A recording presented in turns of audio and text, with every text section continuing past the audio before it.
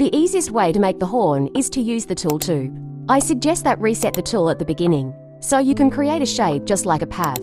After create the shape, and when it is not validated yet, and you have to access to the options, you can use radius to change the thickness. By tapping on radius, you can add more dots for controlling the thickness.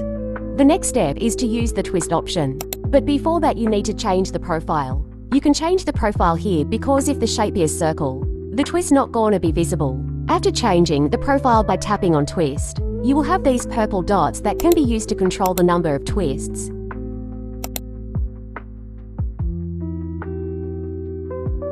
The next step is to use the mirror option. At the end, you can adjust the horns by gizmo.